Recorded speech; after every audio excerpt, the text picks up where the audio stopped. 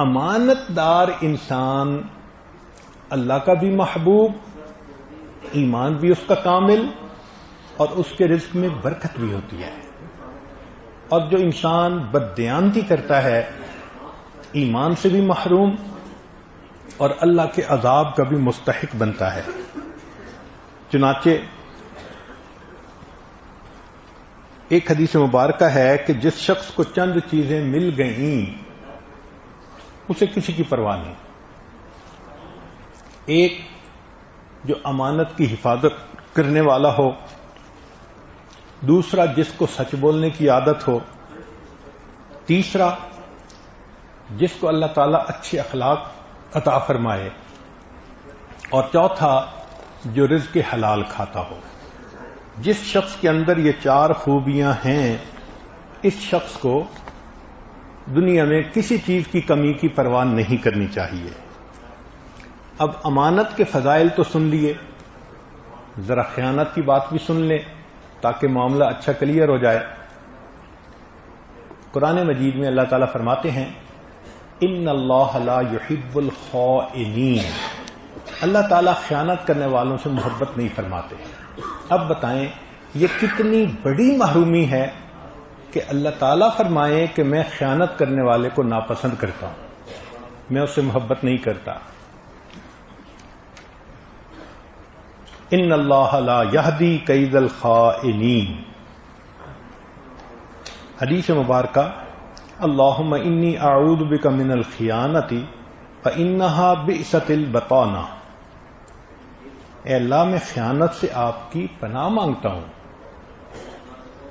اس لیے کہ یہ بدترین بتانا ہے۔ بتانا کہتے ہیں یہ جو کپڑوں کے نیچے بنیان پہنتے ہیں نا اس کو۔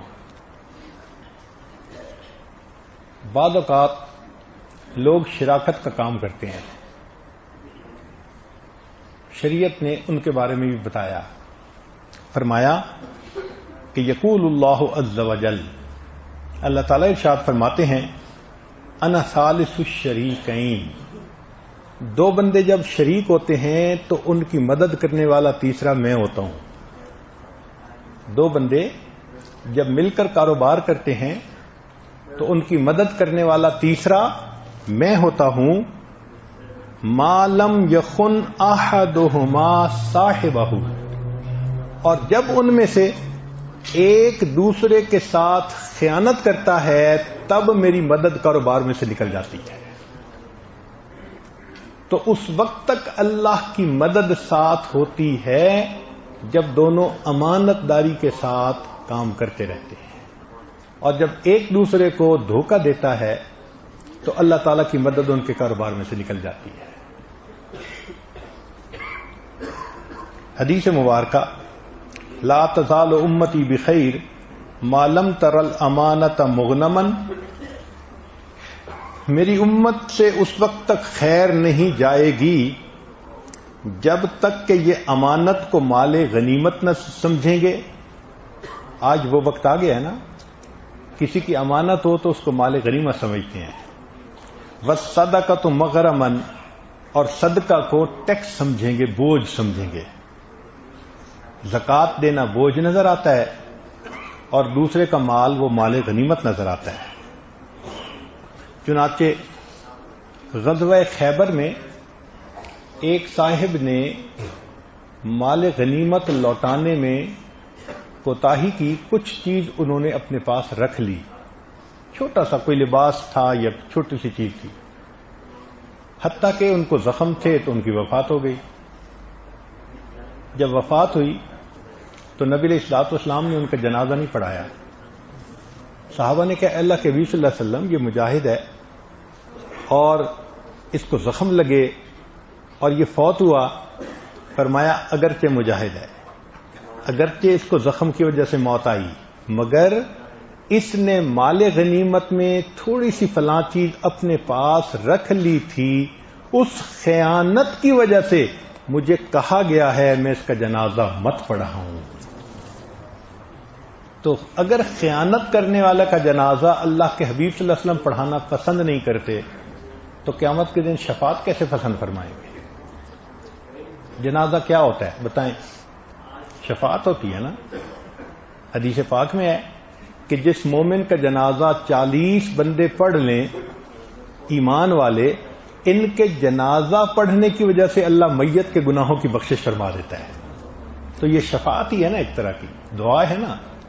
تو اگر نبی علیہ السلام نے دنیا میں شفاعت نہیں فرمائی ایسے بندے کی، تو پھر قیامت کے دن شفاعت کیا فرمائیں گے؟ اس کا مطلب یہ کہ خیانت کرنے والا بندہ قیامت کے دن اللہ کے حبیب صلی اللہ علیہ وسلم کی شفاعت سے محروم ہو جائے گا.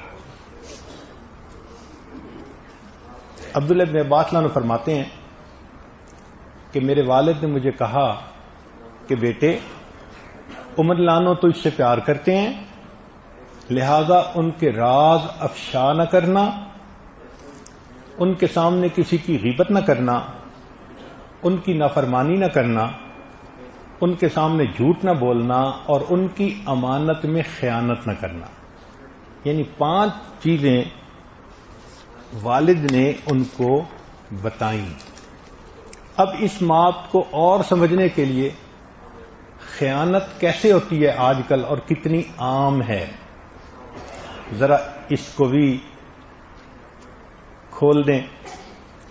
پہلی بات، وراثت میں خیانت. وراثت میں خیانت کیا ہوتی ہے؟ والد فوت ہو گئے، پیچھے سارا مال بھائی کے ہاتھ میں، نہ وہ بھائی چھوٹے بھائیوں کو پورا حق دیتا ہے نہ بہنوں کو دیتا ہے.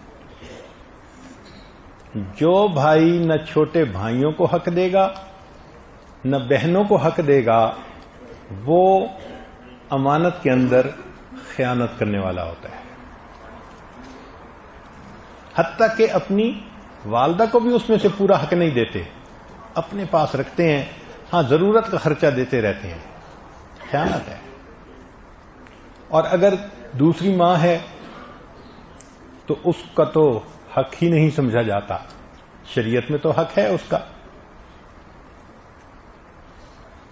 شریعت نے کہا انما یأکلون فی بطونہم نارا، ایسا بندہ اپنے پیٹ میں آگ بھر رہا ہوتا ہے. بہنیں مانگتی ہیں، نہیں دیتے.